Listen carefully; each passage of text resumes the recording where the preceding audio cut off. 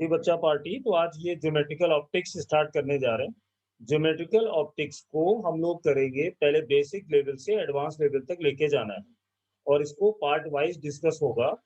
जैसे अभी मैंने यहाँ पे जो लिखा हुआ है ज्योमेट्रिकल ऑप्टिक्स, इसमें बस एक चीज याद रखनी है कि बहुत कम मेहनत में हाई स्कोरिंग हो जाती है ज्योमेट्रिकल ऑप्टिक्स। अगर इसके बेसिक्स अच्छे हो जाएं तो फिर ये मैकेनिक्स के कंपैरिजन में जितनी मेहनत करके आए हो या अदर चैप्टर में जितनी करते हो, उसका 1/2 अगर मेहनत करते हैं तो हो जाएगा। इसमें ध्यान क्या रखना है कि पहली बार फिजिक्स में जब नोट्स बनाओगे तो कुछ कलर्स वाले पेन यूज करने हैं, जिससे डायग्राम बनाना आसान होगा। जिस बच्चे का ऑप्टिक्स में डायग्राम अच्छा है, उसका क्वेश्चंस बहुत अच्छे से बनेगा। अब जैसे ये मैं यहाँ पे मैंने लिखा हुआ है ज्योमेट्रिकल ऑप्टिक्स। तो पहले तो हमारे दिमाग में ये हो कि ज्योमेट्रिकल ऑप्टिक्स एक अप्रोक्सीमेशन मेथड पे पढ़ी गई है। ये दो पार्ट में डिवाइड की गई है ऑप्टिक्स। एक होता है ज्योमेट्रिकल ऑप्टिक्स और दूसरा पार्ट होता है वेव ऑप्टिक्स। ज्योमेट्रिकल ऑप्टिक्स में ऐसा माना जाता है कि ले जो रे ऑफ लाइट है वो स्ट्रेट मूव करेगी। जब वेव ऑप्टिक्स आएगी तो वहां पे डिफ्रैक्शन, पोलराइजेशन, बहुत सारी चीजें आएंगी। तो यहाँ पर देखो मैंने एक लाइन लिखी हुई है कि in this section we can safely assume that light moves in straight line and bends only when get reflected और रिफ्रैक्टेड। इस बात का मतलब क्या है?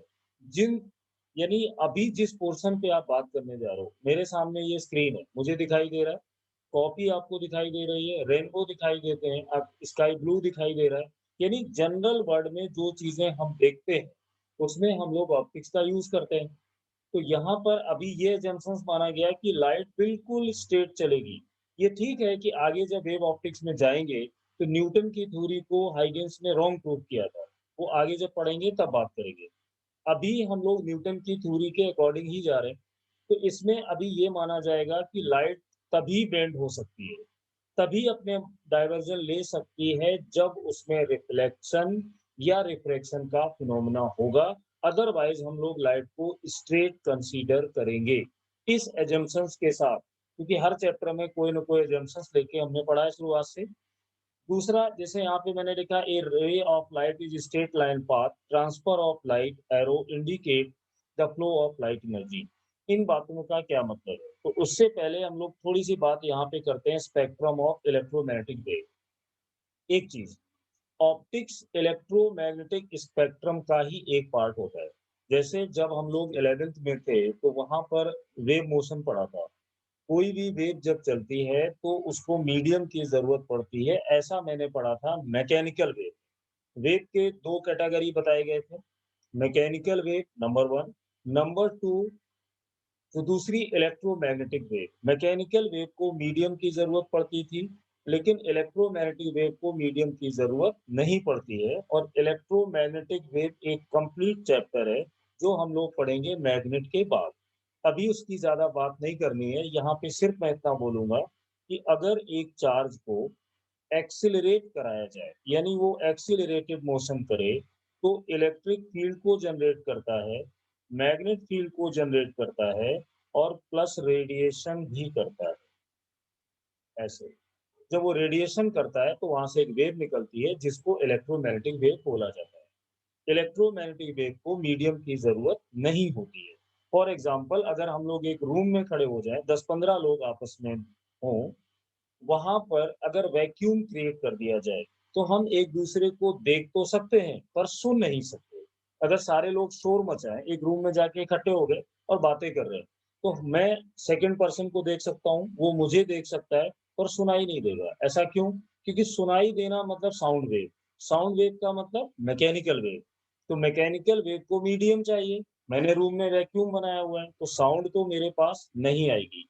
लेकिन लाइट के लिए मीडियम का होना जरूरी नहीं है, क्योंकि ये इलेक्ट्रोमैग्नेटिक वेव का ही एक पार्ट है। तो हम देख सकते हैं पर सुन नहीं सकते।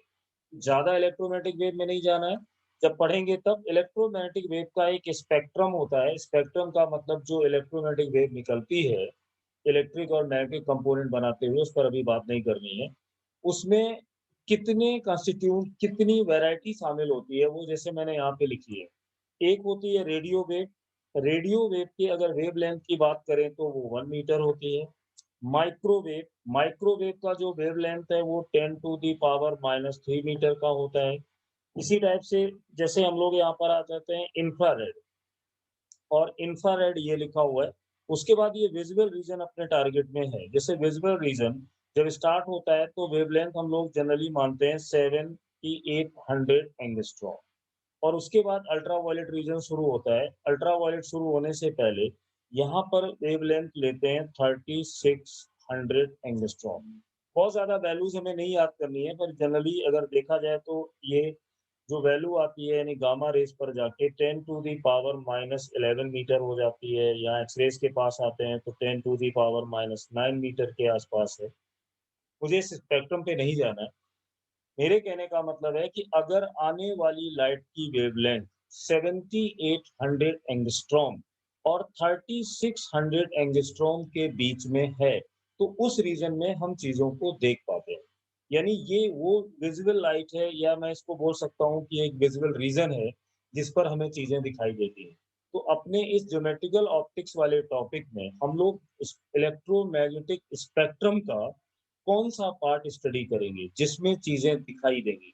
दिखाई देंगी मतलब जो विज़ुअल लाइट का एक रीज़न होगा। अब ये जो विज़ुअल रीज़न है, ये कहाँ से शुरू होता है? 78 से 3600 के बीच में। अब अगर मैं यहाँ से नोटिस करूँ तो मुझे साफ दिखाई दे रहा है कि जब मैं वेवलेंथ पर आगे जा रहा हूँ, वैसे यहाँ से यहाँ, यहाँ से यहाँ, तो वेवलेंथ की वैल्यू कंटीन्यूअसली डिक्रीज़ हो रही है। दूसरी चीज़, ये जो फ़ॉर्मूला होता है, एक पढ़ा होगा आप लोगों ने केमिस्ट्री में भी, आगे सुना होगा v is equal to N lambda wave motion. यहाँ पर अगर मैं इसको लिख दूँ v is equal to F lambda, ये फ़ॉर्मूला इसमें एप्लीकेबल होगा। मैं बहुत ज़्यादा डिटेल में नहीं जाना चाह रहा हूँ। दूसरी चीज़ इसमें क्या होगी, जब लाइट मूव करती है एक जगह से दूसरी जगह, तो उसकी फ्रीक्वेंसी चेंज नहीं होती। एक मीडियम से दूसरे मीडियम जाने में वेवलेंथ बदलेगी। ये जनरल चीज़ें क्लास 10th में भी पढ़ी है। यहाँ पर अपना मेन फ़ोकस होगा विज़ुअल लाइट पे। तो विज़ुअल लाइट के बीच में ही हम रहेंगे। दूसरी एक चीज़, जैसे जब ये विज़ुअल लाइट हम पढ़ेंगे तो इसके 2 पोर्शन हो जाएँगे। एक वेव ऑप्टिक्स हो जाएगी, एक ज्योमेट्रिकल ऑप्टिक्स हो जाएगी। इसका क्या रीज़न है? तो यहाँ पर देखो विज़ुअल लाइट का एक वेवलेंथ हमें सामने दिखाई दे रहा है। अगर मैं इसकी बात करूँ, एक सिंपल सी लैंग्वेज में मैं समझाता हूँ। मान लो यहाँ से कोई लाइट जा रही है, और अभी को कभी भी जब हम लाइट को मेंशन करेंगे, जैसे मैंने यहाँ पे देखो, एक मिनट बात कर लेता हूँ। यहाँ पे लिखा हुआ है कि रे of light is straight line path transfer of light energy arrow indicate the flow of light energy. Light का एक असम्पशन बनाया गया कि अगर ए पॉइंट से बी पॉइंट मुझे लाइट भेजनी है, या बी से सी भेजनी है, तो मैं पढ़ाने के लिए या किसी बुक में समझने के लिए कैसे करेंगे? तो उसके लिए एक एरो बनाया जाएगा जो बिल्कुल स्ट्रेट होगा। इसमें जो ये एरो है, ये इस बात को इंडिकेट करेगा कि लाइट की एनर्जी किधर से किधर जा रही है। लाइट एक एनर्जी है जो मोमेंटम भी रखती है और स्पीड भी रखती है। अगर लाइट में स्पीड की बात करो वैक्यूम में कितनी होती है, तो 3 × 10 टू द पावर 8 मीटर पर सेकंड। क्या लाइट की स्पीड हमेशा कांस्टेंट रहेगी? जी नहीं। मीडियम बदलने से लाइट की स्पीड बदलेगी। उसकी बात हम लोग करेंगे जब रिफ्रैक्शन स्टार्ट करेंगे। अभी जो हम लोगों का पोर्शन है उसमें ये मान के चला जाएगा, कोई मीडियम नहीं है, लाइट स्ट्रेट लाइन में चलेगी। जब तक रिफ्लेक्शन नहीं होता, यानी बेंड नहीं करेगी, जब तक रिफ्रैक्शन नहीं होता, हम लाइट के पाथ को डाइवर्ट नहीं करेंगे। दूसरा, स्पेक्ट्रम के केवल विजिबल पोर्शन की ही हम स्टडी करेंगे, जिसका वेवलेंथ 7800 से 3600 एंगस्ट्रॉम के बीच में होगा, बस। और एरो से लाइट को इंडिकेट करेंगे। दूसरी चीज अब ये है कि अगर मान लो लाइट यहाँ से फ्लो कर रही है, एरो से मैंने दिखाया, और लाइट यहाँ पर जाकर इतने बड़े ऑब्स्टेकल के साथ हिट कर रही है। मान लो ये एक प्लेन मिरर रखा हुआ है, तो अगर मैं इस मिरर के साइज की बात करूं, जैसे ये एक कोई पर्टिकुलर इसका साइज होगा, तो ये साइज 10 सेंटीमीटर, 1 मीटर इस तरह होगा। लेकिन जो इसमें आने वाली लाइट की वेवलेंथ है वो तो 7800 एंगस्ट्रॉम से लेकर 3600 एंगस्ट्रॉम के बीच में ही होगी। अगर मैं यहाँ पर एक चीज बोलूं कि जो मेरे लाइट की वेवलेंथ है, ये वाली, ये बहुत ज्यादा, इसमें अगर देखो तो ये साइज कैसा है, साइज ऑफ मिरर, मिरर का जो साइज है वो काफी बड़ा है।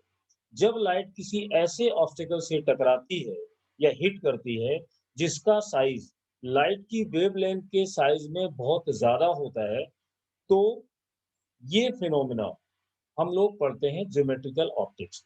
यानी लाइट को जब आप पास कराओगे एक जगह से दूसरी जगह, तो रास्ते में जो ऑब्स्टेकल आएगा, अगर उसका साइज लाइट की वेवलेंथ वाली साइज से बहुत बड़ा है, तो इस पोर्शन की स्टडी हम लोग करेंगे ज्योमेट्रिकल ऑप्टिक्स। दूसरा ये हो सकता है कि लाइट यहाँ से आए और इसको मैं क्रॉस कराऊं एक होल से, बहुत छोटे से होल से।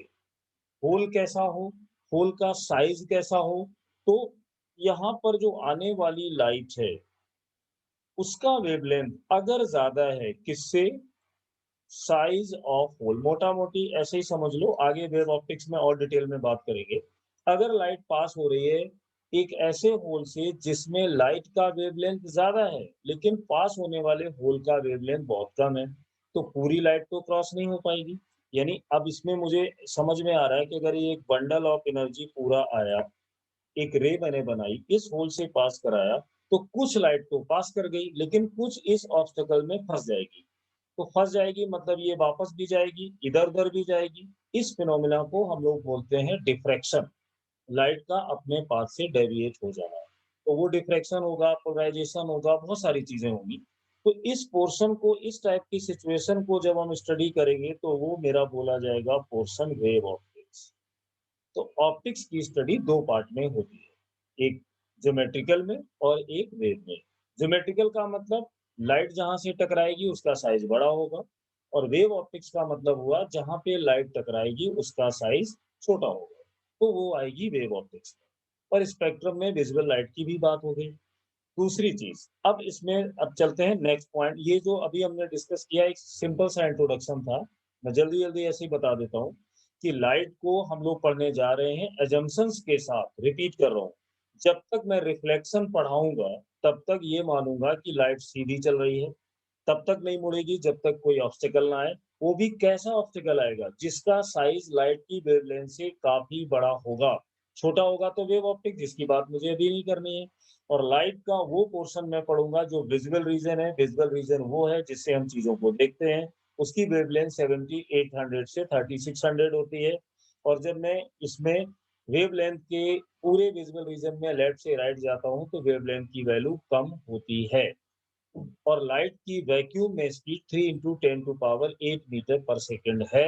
अगर वो किसी और मीडियम में जाएगी तो लाइट की स्पीड चेंज होगी, वेवलेंथ चेंज होगी, लेकिन फ्रीक्वेंसी चेंज नहीं होगी। अब इसमें देखते हैं पॉइंट नंबर 2 पे चलते हैं। इसकी स्टार्टिंग करते हैं लॉ ऑफ रिफ्लेक्शन से। पहले बात करते हैं बिल्कुल बेसिक, फिर इसका करेंगे डिस्कशन अच्छे से। जैसे लॉ ऑफ रिफ्लेक्शन के अकॉर्डिंग पहल इसके दो रूल है मेजर, एक एक चीज को ध्यान से सुनना है। पहला रूल ये कहता है कि incident ray, reflected ray and normal at the point of incidence lie in the same plane. This plane is called plane of incidence. इसका मतलब ये हुआ कि अगर मेरे पास जैसे कोई भी एक ये प्लेन ऐसे, अगर मैं इस पर एक नॉर्मल बनाऊं तो नॉर्मल बनाने का मतलब वही जो लॉज ऑफ मोशन में पढ़ा है कि सरफेस से 90 एंगल पर ही होना चाहिए हमेशा। ये हो गया। दूसरा, यहाँ पर एक रे आ रही है, ये ऐसे आई, और इसको हम लोग लिखेंगे आई से। आई का मतलब होगा इंसिडेंस रे।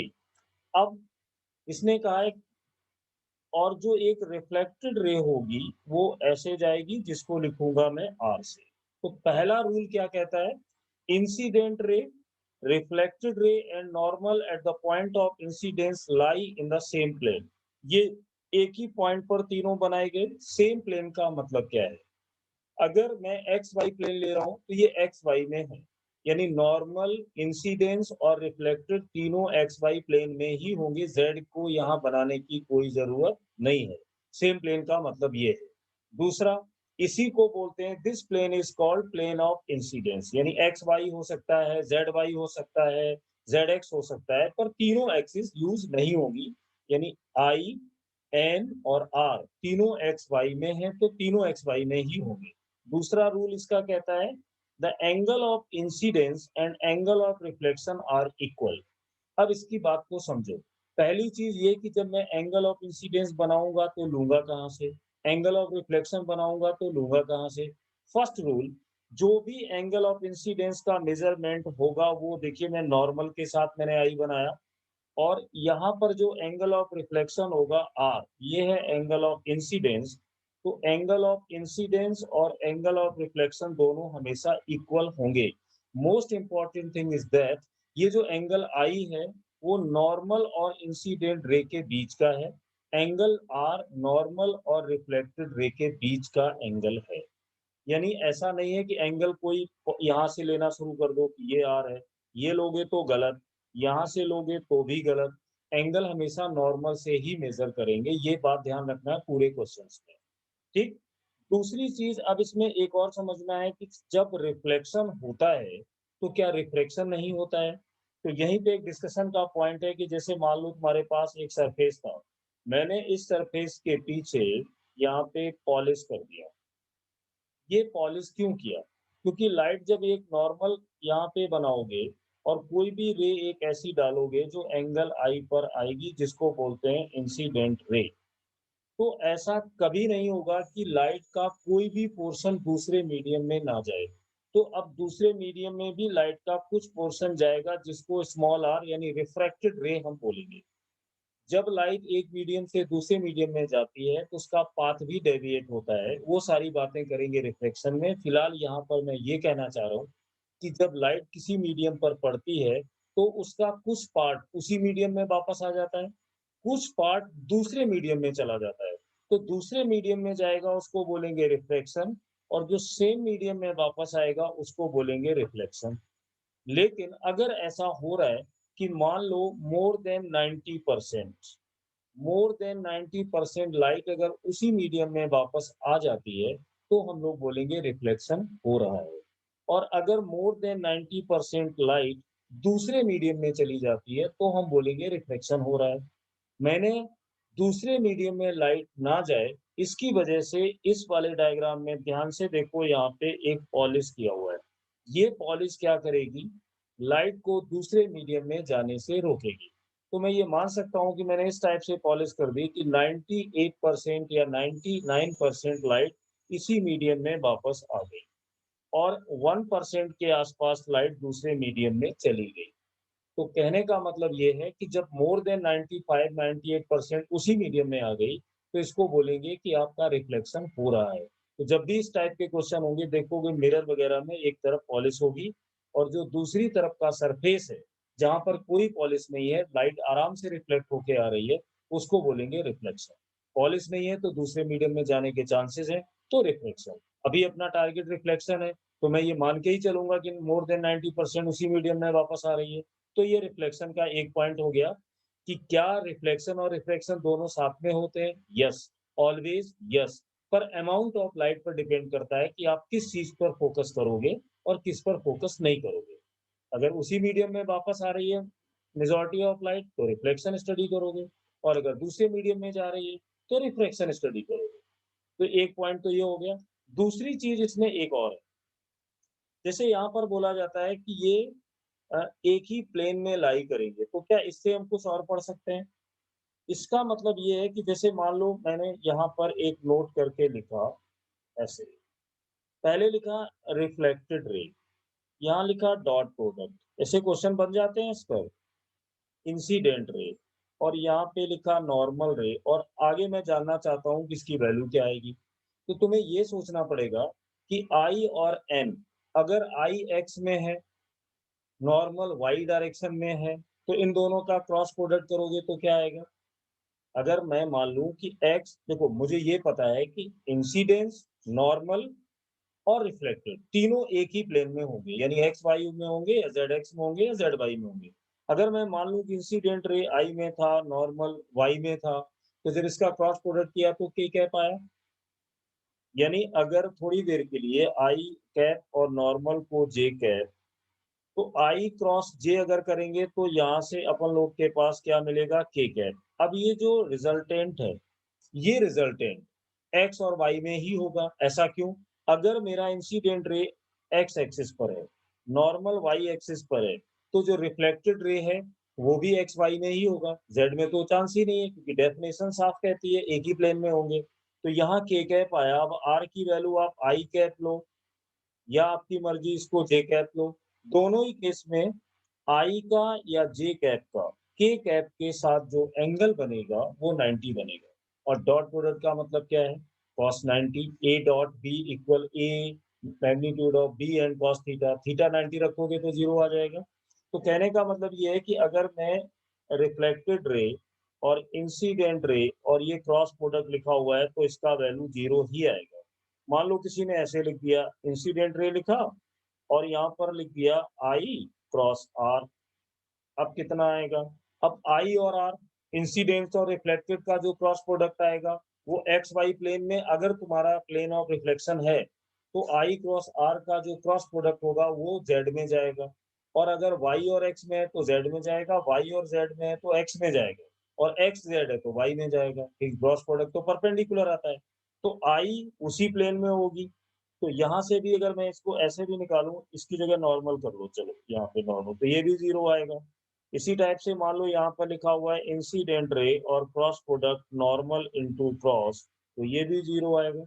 इस टाइप के ऑब्जेक्टिव क्वेश्चंस कहीं कहीं दिखेंगे। तो इन क्वेश्चन का पर्पस सिर्फ इतना था कि जब बच्चे दो पोर्शन लेंगे, नॉर्मल या इंसिडेंट या रिफ्लेक्टेड, दोनों का क्रॉस निकालेंगे तो इस प्लेन के परपेंडिकुलर आएगा, और जो पीछे दिया होगा चाहे वो रिफ्लेक्टेड हो, इंसिडेंट हो, कुछ भी हो, वो तो उसी प्लेन में होगा जिसमें आपके दो क्रॉस प्रोडक्ट वाले टर्म थे।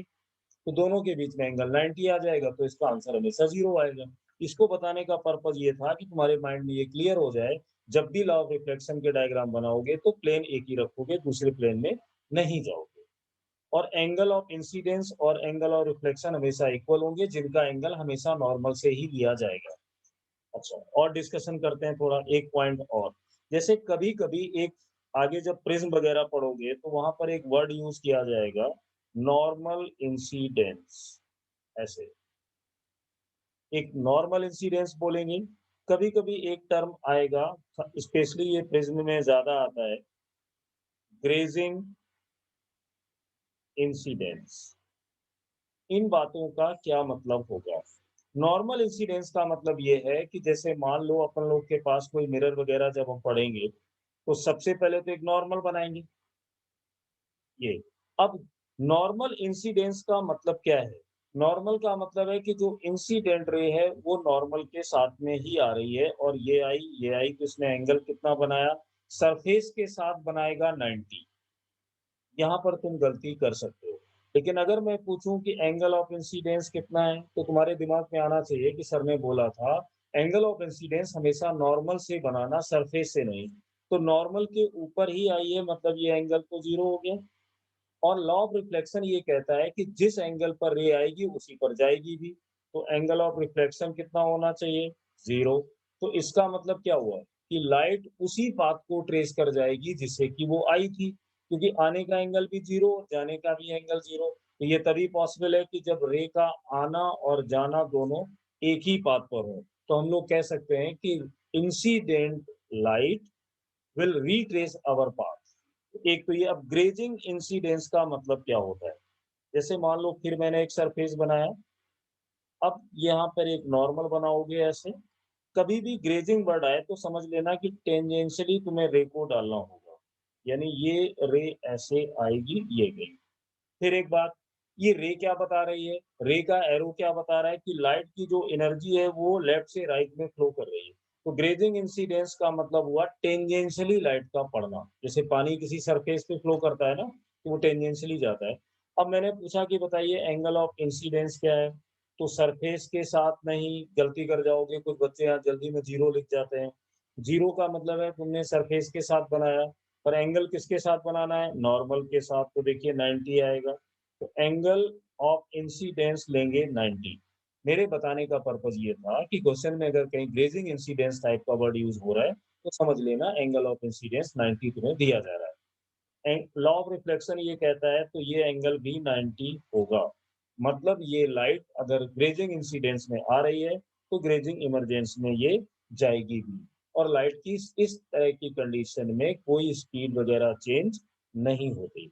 तो अभी मैंने जो जनरली तुम्हें बताया कि लॉ ऑफ रिफ्लेक्शन के दोनों रूल्स को डिकोड करने का मतलब है कि इंसिडेंट रे, रिफ्लेक्टेड रे और नॉर्मल एक पॉइंट पर बनाओगे, एक ही प्लेन में बनाओगे और एंगल जब भी मेजर करोगे नॉर्मल से करोगे, सरफेस से नहीं करोगे।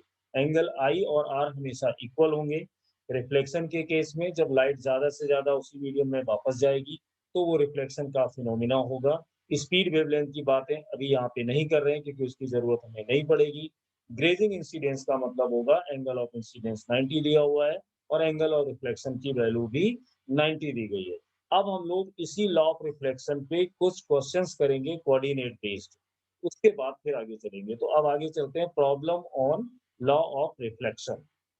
अब देखिए जैसे इसका क्वेश्चन नंबर 1 मैंने क्या लिया है, एक स्फीयर बनाया और स्फीयर बनाने के बाद इसको पूरी तरह समझाने के लिए क्या कर दिया, मान लो यहाँ पर ऐसे पॉलिश करो। अब पॉलिश करने का पहला फायदा ये है कि लाइट यहाँ पे हम लोग पढ़ेंगे रिफ्लेक्शन। क्वेश्चन ये कहता है कि सामने एक डायग्राम बना हुआ है, स्फीयर है जिसका रेडियस मान लो आर है, ये एक्स है, ये माइनस एक्स, ये प्लस वाई, ये माइनस वाई, ये 0 0, रेडियस इसकी आर है। अब इसमें कहा गया कि if after reflection refracted ray becomes vertical then find coordinates of point P. इस पॉइंट पी के कोऑर्डिनेट बताइए अगर रिफ्लेक्शन के बाद रे वर्टिकल हो जाती है। तो पहले तो इस क्वेश्चन को नोट कर लो, वीडियो को पॉज करके और अपने तरफ से ट्राई करो। नहीं आता है फिर देखो कि मैंने इसको कैसे बताया। अब अगर मुझे इस क्वेश्चन को करना होगा तो मैं कैसे करूंगा, ये मुझे स्क्वायर दिया था, यहाँ पर ये मेरा सेंटर था, ये क्वाड्रेंट सिस्टम है, ये है पॉइंट पी। तो लॉ ऑफ रिफ्लेक्शन को अप्लाई करने से पहले पहली जरूरत तुम्हें पड़ेगी नॉर्मल की। नॉर्मल के बाद ही सोच पाओगे। तो सेंटर से सरकमफ्रेंस पर अगर कोई लाइन ड्रॉ करोगे तो ये एंगल तो 90 होगा, ये एंगल भी 90 होगा। तो बिना किसी डाउट के बता सकते हो कि नॉर्मल तो बन गया, बना। अब आने वाली रे जब पॉइंट पी पर ऐसे आती है तो रिफ्लेक्शन के बाद वो वर्टिकल हो जाती है, ये वर्टिकल चली गई। अब सोचो, ये एंगल नॉर्मल के साथ में ही हमेशा मुझे एंगल बनाना होगा। तो अब इसमें लॉ ऑफ रिफ्लेक्शन की थ्योरी ही काम आएगी कि पहले मैंने क्या बनाया, नॉर्मल बनाया। नॉर्मल कहाँ से बनाया, सेंटर से बनाया। उसके बाद एंगल ऑफ इंसिडेंस जो मुझे बनाना है वो नॉर्मल से ही मैं ले सकता हूँ और ये दोनों एंगल आपस में इक्वल होते हैं, मुझे ये भी पता है। और नॉर्मल गया 90 पे तो बड़े आराम से पता चल गया कि ये एंगल कितना होगा 45, ये एंगल कितना होगा 45। ऐसा कैसे पता चला, क्योंकि रे रिफ्लेक्शन के बाद वर्टिकल हुई तो पूरा एंगल उसने कितना बनाया 90 और बीच में से तुमने इसमें क्या डाल दिया, नॉर्मल। तो इसका मतलब है आधे आधे एंगल हो गए 45 45। अब सोचो अगर ये एंगल 45 है तो ये एंगल कितना होगा, ये भी 45 होगा। अब इसके कोऑर्डिनेट बनाने तो कोई कठिन काम नहीं है, ये आर है तो ये देखना, ये ऐसे डायग्राम बन रहा है तुम्हारा, ये वाला, ये वाली वैल्यू पता है आर है, ये एंगल कितना है 45। तो इसके कंपोनेंट डिसॉल्व कर दो, एक कंपोनेंट यहाँ पर होगा, दूसरा कंपोनेंट तुम्हारा ये वाला होगा। यही तो कोऑर्डिनेट का मतलब होता है एक्स का वैल्यू। तो एक्स ओरिजिन मैंने इसको माना है, लेफ्ट हैंड साइड में मैं कंपोनेंट लिख रहा हूँ तो पहले तो माइनस लिखूंगा, फिर ये आएगा cos 45। तो इसका कोऑर्डिनेट कितना निकलेगा r/√2, नेगेटिव एक्स डायरेक्शन में। इसी तरह जब मैं y कोऑर्डिनेट बनाऊंगा इसी के, तो y कोऑर्डिनेट कितना होगा, वो ऊपर की तरफ यानी पॉजिटिव r sin 45। तो इसका आंसर कितना होगा r/√2। ये लीजिए। तो क्या पॉइंट पी का जो आंसर हम लोग लिखेंगे वो होगा माइनस का r/√2 और प्लस का r/√2। ये आगे कोऑर्डिनेट। इसमें क्या लॉजिक लगाया गया, सिंपल, पहले नॉर्मल बनाना है और नॉर्मल के बाद यहाँ से एंगल निकाल देना है और बाद में पॉइंट पी के कोऑर्डिनेट के लिए जाओगे तो ये सिंपल सी मैकेनिक्स यूज हो गई, दैट्स इट।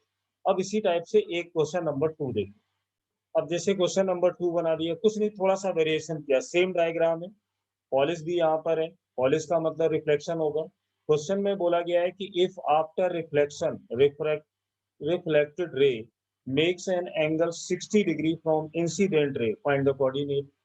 तो देखना, इसको पॉज करो, क्वेश्चन नोट करो और ट्राई करो क्या बोला गया है। चलो तुमने अपना काम कर लिया, अब देखो सोल्यूशन। रिफ्लेक्ट होने के बाद जो रे है वो एंगल 60 बनाएगी, बट कहाँ से बनाएगी? इंसिडेंट रे से। तो पहले तो इसका एक काम कर लेते हैं कि इसकी रिफ्लेक्टेड रे बना देते हैं। ये रिफ्लेक्टेड रे है यानी आर, और ये आई। इन दोनों के बीच का जो एंगल है वो 60 है, ऐसा क्वेश्चन ने बोला।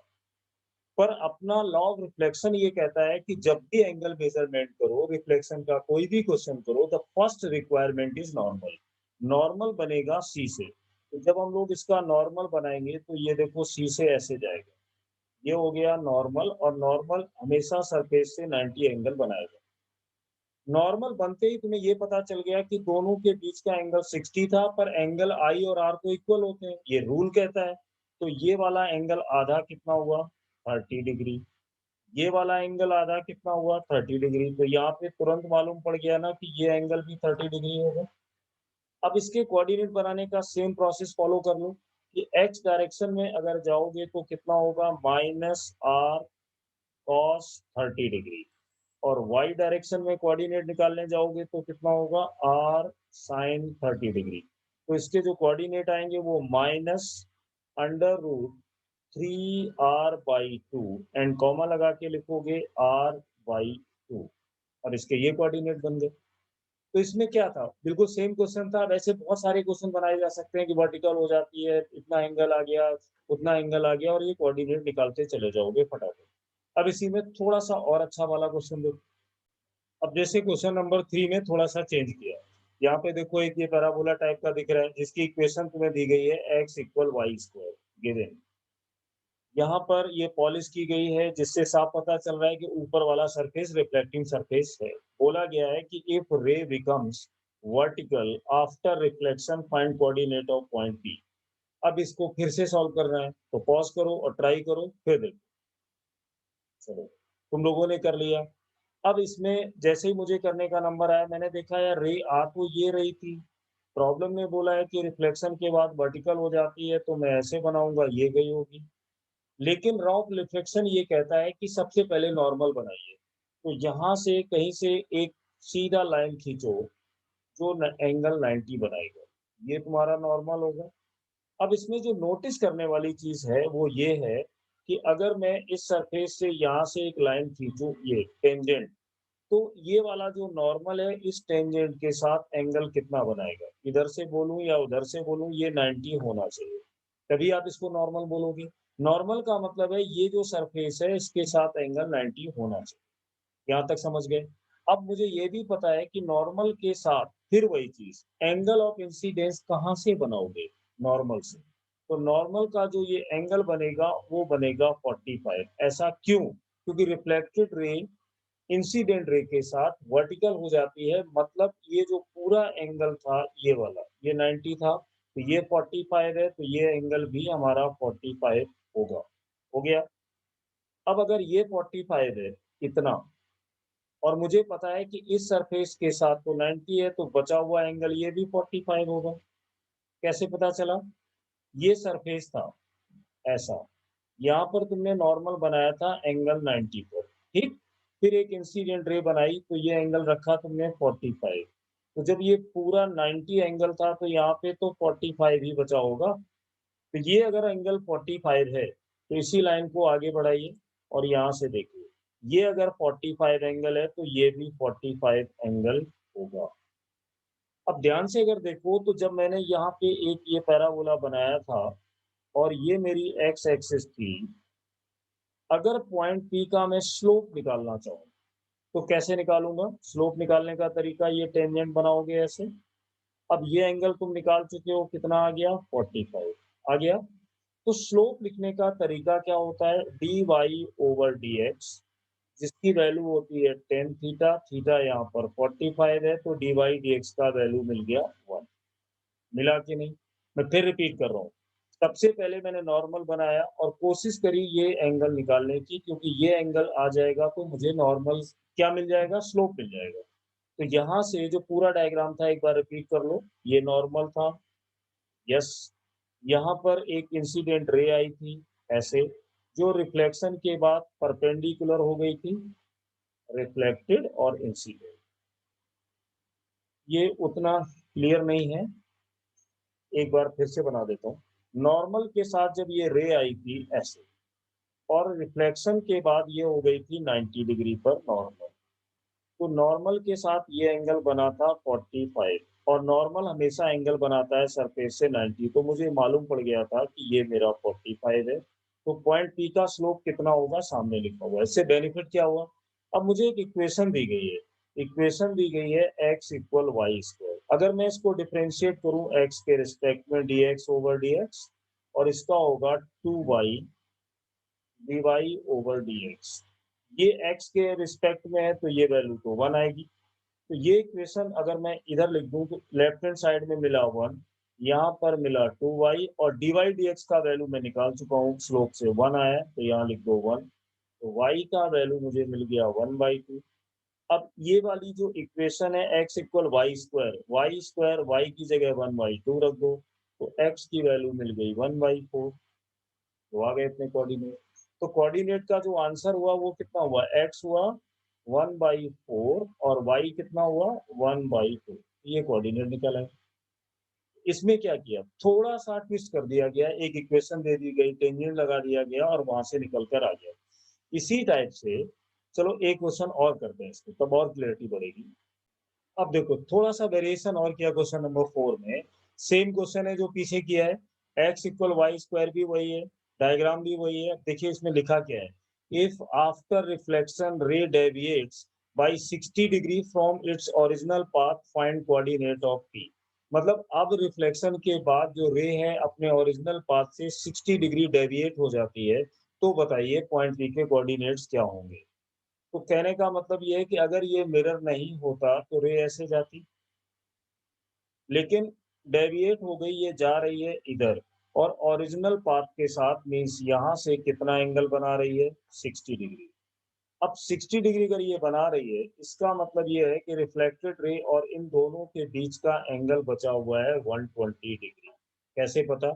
सीधी लाइन आने वाली रे की डायरेक्शन में अगर जाओगे तो एंगल, ये अपना डायग्राम था, ये था, यहाँ पर ये रे आई थी। अगर ये मिरर नहीं होता तो सीधी जाती, पर इसने कहा कि ओरिजिनल पाथ से डेविएट हो गई, यानी ओरिजिनल पाथ से कितना डेविएट हो गई 60 डिग्री। डेविएशन का मतलब तो जानते हो ना, ओरिजिनल रास्ते से कितना डाइवर्जन हो गया। तो जब ये 60 हो गया तो पूरा 180 था, ये एंगल कितना बचा 120। अब इस प्रॉब्लम को सॉल्व करने के लिए क्या करोगे, पहले एक नॉर्मल बनाओगे जो ऐसे आएगा। अब ये नॉर्मल बनाते ही ये एंगल आधा आधा बढ़ जाएगा, तो यहाँ बचेगा 60 और यहाँ भी बचेगा 60। पर जो हमारा ये सरफेस होगा, अगर मैं यहाँ पे टेंजेंट बनाऊं तो टेंजेंट के साथ नॉर्मल का एंगल तो सबको पता है 90 होता है। 90 में कितना पार्ट तुम ले चुके हो 60 डिग्री, तो इस सरफेस के साथ ये एंगल कितना बचा होगा 30। तो फिर यहाँ पे कितना आया 30। यानी कहने का मतलब, अगर मैं फिर से देखूं, ये हमारा डायग्राम है, ये मेरा पॉइंट पी है। पॉइंट पी से अगर मैं टेंजेंट बनाऊं जो उसके सरफेस के साथ टेंजेंशियली जाएगा, जो नॉर्मल के साथ एंगल 90 बनाता है, जिसमें इंसिडेंट रे का जो हिस्सा है एंगल का वो 60 हो जाता है, तो बचा हुआ एंगल ये 30 हो जाएगा। तो ये एंगल भी हमारा 30 हो जाएगा। अब पॉइंट पी का स्लोप निकाल दो। तो जैसे ही स्लोप निकालोगे तो फिर से लिखोगे dy over dx। Tan theta, tan theta का वैल्यू होगा 30 डिग्री, और टेन 30 का वैल्यू होता है 1/√3। यानी dy dx का अब वैल्यू मिल गया 1/√3। बाकी कहानी पता है, ये इक्वेशन है, इसको डिफरेंशिएट कर दो। dx ओवर x, ये होगा 2y, और dy dx इधर आएगा 1, यहाँ पर होगा 2y, dy dx का वैल्यू है 1/√3।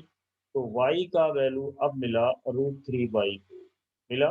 और y का वैल्यू मिलते ही x का वैल्यू कितना, y का स्क्वायर कर दो तो ये आएगा 3/4। अपने जो कोऑर्डिनेट बनेंगे वो पहला आएगा 3/4 और दूसरा वाला कोऑर्डिनेट आएगा √3/2। लो ऐसे आ गए। तो कुल मिला के इसमें तुम्हें क्या समझाने की कोशिश की गई है कि लॉ ऑफ रिफ्लेक्शन में एंगल कैसे लेते हैं, उसका यूज कैसे करते हैं। तो ये थे लॉ ऑफ रिफ्लेक्शन पर based question to find the coordinates. इसका जो नेक्स्ट वाला पार्ट में डालूंगा वो होगा हमारा सेक्शन, शुरू करूंगा plane mirror. Okay, thank you.